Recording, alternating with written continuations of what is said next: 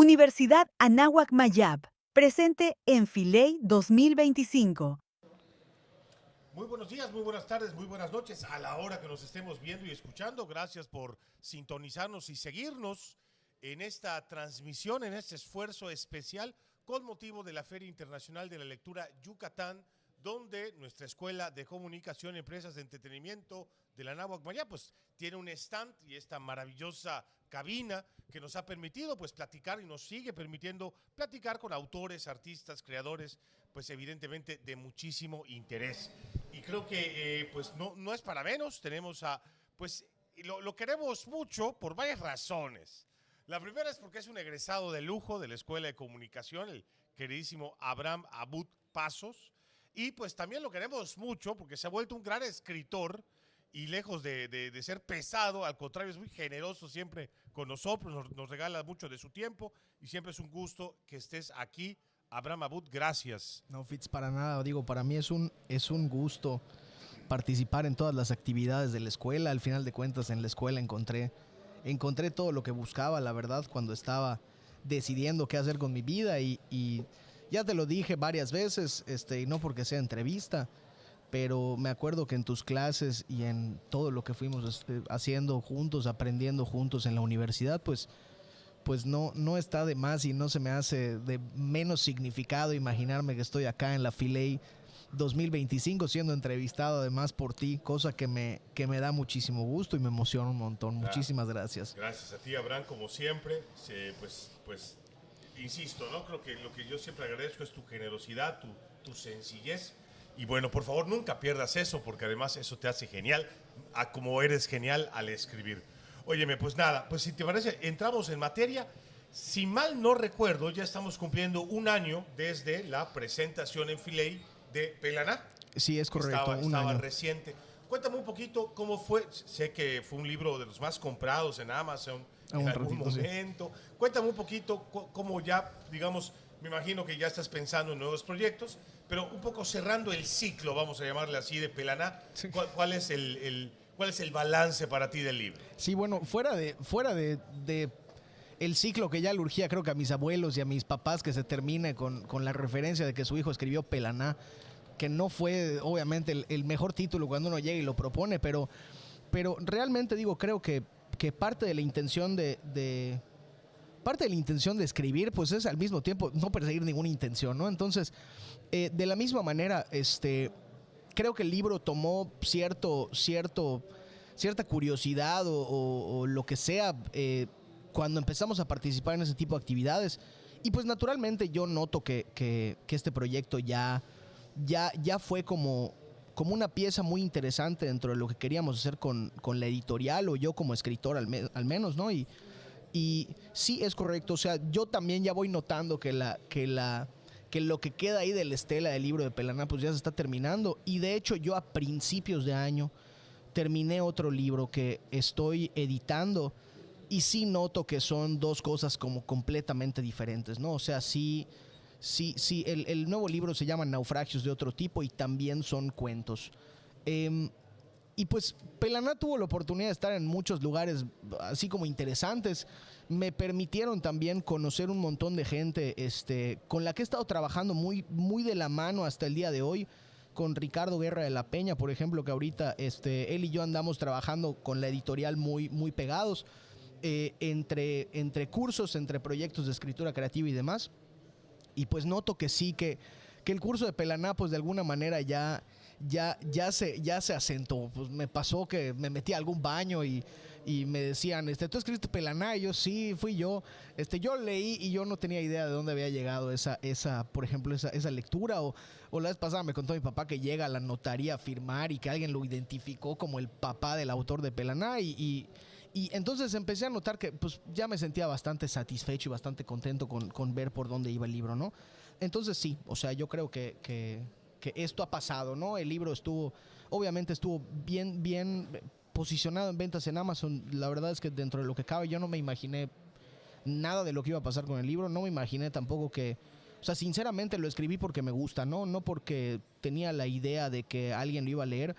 Empezaron a llegar mensajes muy, muy bonitos de la gente, que si les recordaba a su papá, a su abuelo, a sus amigos, a sus conocidos, y sobre todo me acuerdo que se marcó mucho esta idea de que era un libro sobre la familia, ¿no? Se escucha extraño, pero noté que fue lo más constante del libro, ¿no? Gente que me decía, oye, pues lo leí, gente que no conocía, ¿no? Gente que me decía, lo leí y esto hizo que le quiera mandar un mensaje a mi papá, a mi abuelo, a mi X, Y, Z, ¿no?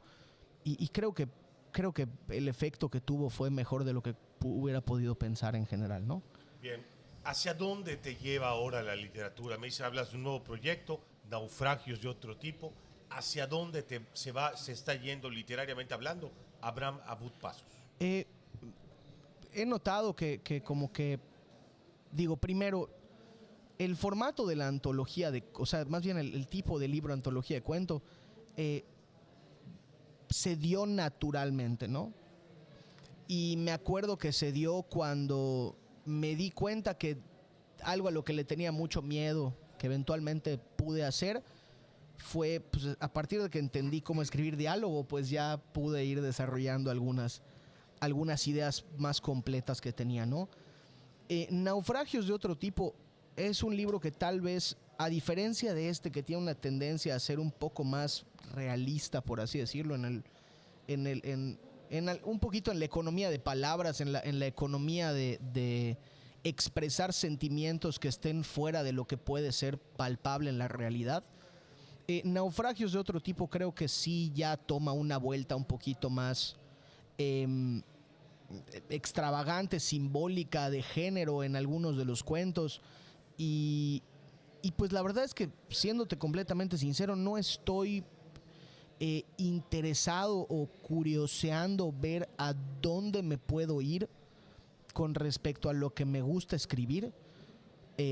Escribo porque me gusta y es a lo que he intentado mantener lo más puro posible. Me he intentado mantener lejos de todo tipo de taller literario, de todo tipo de ¿Por qué te alejas de los talleres literarios? Bueno, decir que me alejo, que es como arma de doble filo, porque encontramos que hay mucha gente dentro o sea, a nuestro alrededor, que busca talleres literarios en la editorial, pero yo lo que voy a decir ahorita es meramente mi opinión. No creo que fundamente ningún punto así como muy en crudo, ¿no? Pero yo me di cuenta que el taller literario me obligaba más a escribir pensando en el que me iba a leer, que no me parece que no sea sano hacerlo, no me parece que no sea sano pensarlo, es importante y necesario hacerlo, siempre y cuando no atente contra la propia voz o la propia intención de escribir, ¿no? Entonces, me di cuenta que a mí el permanecer lejos de la opinión en general, primero me di cuenta que era muy susceptible a la opinión, ¿no? En algunos temas.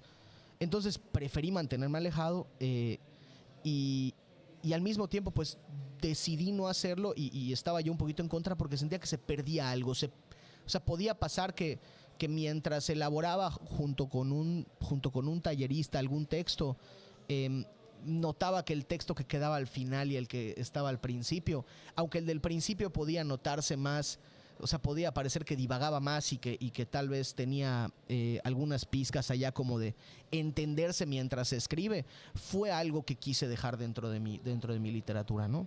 Bien. Cuéntanos un poquito de este proyecto, así se llama la editorial, Estudio en Blanco. Sí. Cuéntame, ¿qué pasa con Estudio en Blanco? Bueno, la verdad, la historia de Estudio en Blanco es muy sencilla en algunas partes de su historia, ¿no? O sea, nosotros, pues, como sabes, tenemos una agencia de diseño, se llama Ícaro, y nos pueden buscar en ícaro.mx, ¿no? Felices de la vida. Pero todos en la agencia teníamos este cariño particular por la literatura, ¿no? Y nos dimos cuenta porque como proyecto piloto empezamos a trabajar con algunas editoriales para algunos proyectos. Nos dimos cuenta que realmente el trabajo editorial depende de el área de especialidad que quieras tomar como editorial, pero nos parecía que habían muchos autores que querían publicar y que no encontraban la plataforma conveniente para hacerlo, ¿no? Una plataforma que no que no estuviera detrás de ellos diciéndoles qué tenía que decir el libro, sino autores que buscaban que una editorial los acompañe en comentarios en la edición, en un plano más amigable, en acompañarlos a tener la portada que les gusta, en el diseño editorial pensando, el diseño de interiores pensando en el tipo de lector que quieren, ¿no? Y siento que a veces las editoriales que maquilan en masa y las que tienen muy enfocado tal vez la atención en el plano de tenemos que hacer un montón de ventas, o atentan contra el autor o atentan contra el lector de alguna manera, ¿no? O sea, no piensan ni en el que los va a leer ni en el que lo escribió. Entonces, la verdad es que así como una agencia que venía formándose en el área de branding, pues nos dimos cuenta que teníamos un poquito este punto de encuentro, ¿no? Entre poderle dar un poco de gusto al autor y un poco de gusto a la gente que lo va a leer y encontrar en esto, pues, expresiones muy puras de autores que querían publicar sus libros, ¿no? Bien. Y bueno, ¿y ahorita qué proyectos trae la editorial? Bueno, ahorita hay dos proyectos, uno en particular de la Carmis, que está por allá en Francia, y otro del padre Julio Muñoz que nos contrató también un proyecto y que estamos trabajando de la mano con él. Dos libros muy diferentes entre sí, uno una novela, thriller, pero de una época muy millennial, y el otro un libro más de formación y catecismo, por así decirlo, ¿no? Pero con un tono también un poquito provocativo y demás. Pues dos libros muy diferentes, pero también dos proyectos que de alguna manera tienen dos lados distintos de nuestro corazón como editorial, ¿no? O sea, uno es la narrativa y al mismo tiempo esta narrativa pues que está dispuesta a acompañar a un autor que quiera poner algo muy loco sobre papel, y al mismo tiempo un libro que pues sí está buscando de alguna manera tener un sentido como trascendente o interesante para la gente, ¿no? Bien. Me voy a otro tema, la lectura. Creo que es obligado también preguntarte algo de esto. ¿Por qué tiene que leer alguien de 13 años que se la pasa 3 horas en TikTok, que entiende algunos temas a partir de TikTok y dice, bueno, ¿yo para qué quiero leer si tengo la imagen y tengo un mundo de información en mis redes sociales? ¿Por qué hay que leer en estos tiempos, Abraham Abud? Esta pregunta me toca mucho el corazón porque digo, no me considero un tipo viejo para nada, pero mientras va pasando los años, parece que pasa un año y siento que cumplí 5 más, ¿no? No, te lo pregunto también porque me parece que eres muy joven, pero también eres muy lector. Gracias, sí. Entonces, o sea, es más, Fitz, la verdad, te voy a ser muy sincero, yo siempre estuve muy acompañado de los libros por mi abuelo, ¿no? Siempre. Pero eso no significa que porque me empezaron a interesar las historias que estaban en los libros, no significa que me enamoré de la literatura como tal, ¿no? Y me acuerdo que te lo puse en la dedicatoria porque es cierto. Cuando estaba en la universidad fue cuando empecé a tener contacto con muchos autores que cuando empezaba a leerlos me venía este rush o esta necesidad por perseguir otros libros que tuvieran, ¿no? O sea, yo no entendía el efecto que ya tenían estos libros en mí de decir, acabo de leer un libro de cuentos de José Emilio Pacheco, ¿dónde está el siguiente, no? Y me acuerdo que así me terminé comiendo todos.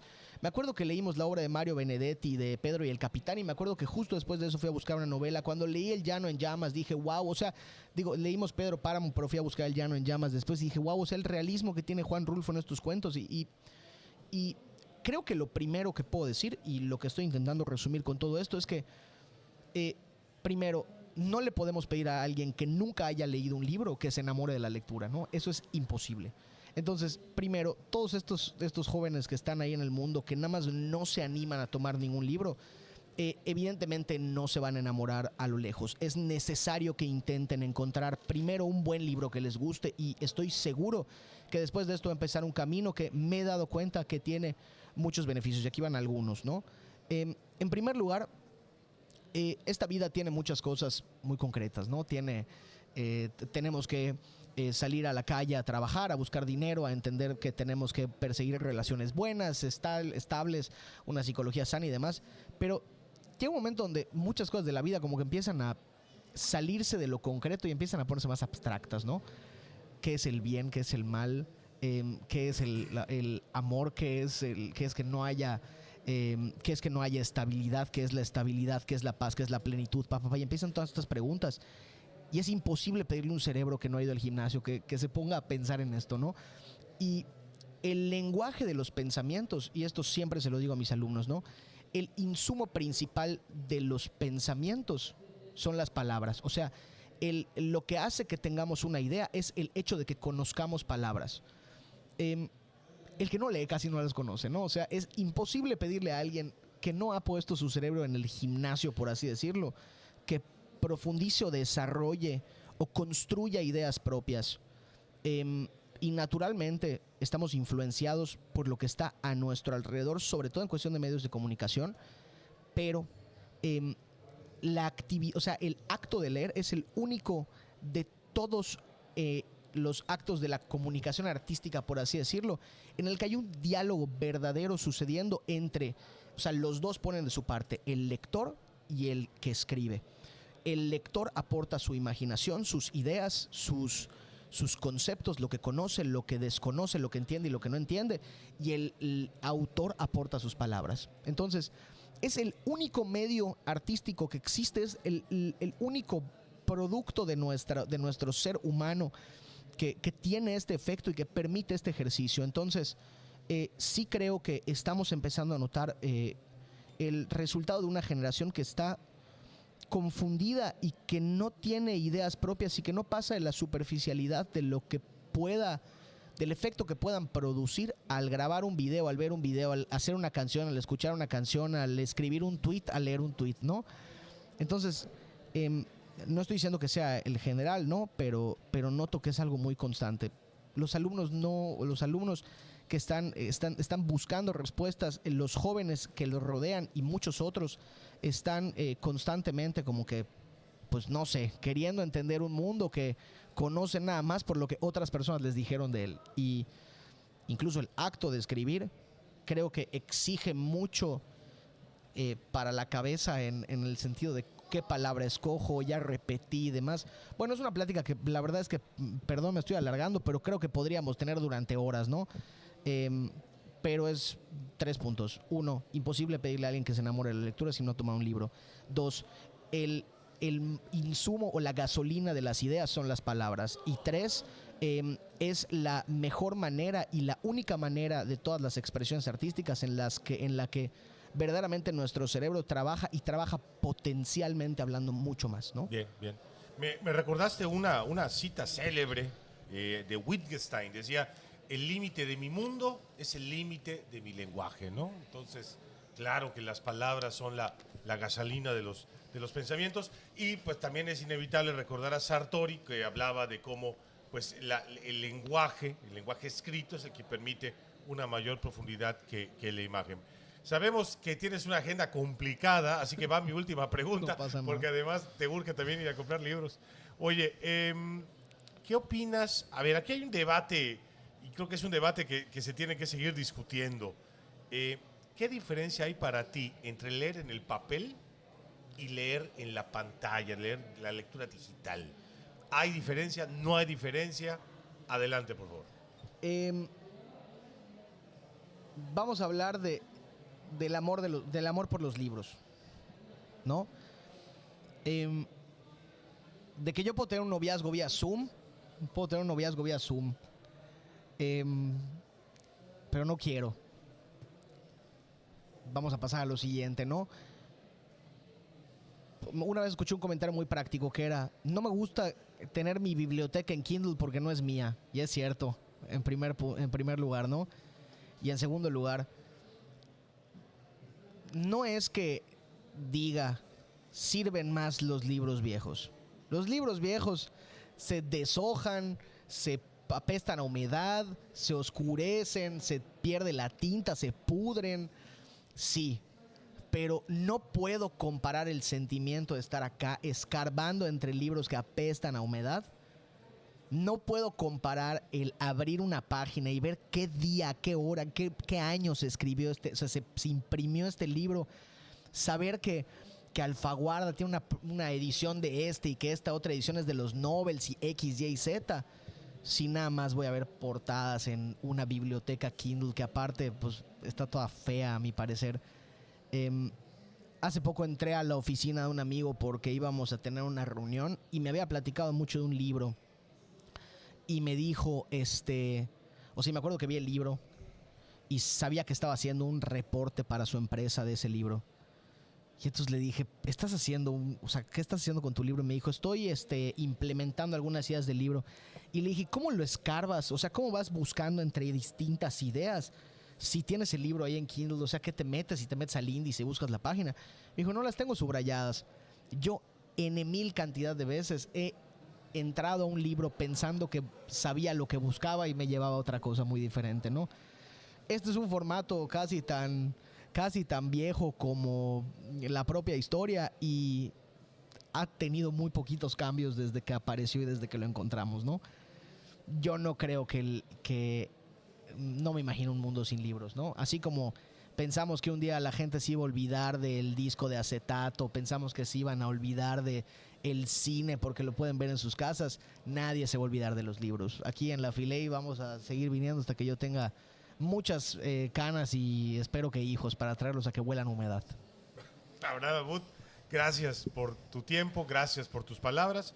Y recuerda que esta Escuela de Comunicación y Empresas de Entretenimiento siempre es tu casa y siempre es un gusto platicar contigo. Gracias, Fitz, te quiero mucho, estoy muy agradecido, muchas gracias por todo y gracias a la universidad también por invitarme y por seguir apoyándome no solo a mí como autor, sino muchos otros proyectos independientes que están apareciendo por allá, ¿no? Entonces, muchísimas gracias a ustedes por invitarme y estoy muy agradecido. Excelente, pues nada, pues eres siempre bienvenido. Y bueno, gracias de nueva cuenta. Y de esta manera concluimos esta emisión especial. Ya vendrán otras entrevistas, otros diálogos. Me despido hasta este momento. Soy el profesor Alejandro Fitzmaurice. Cambio y fuera.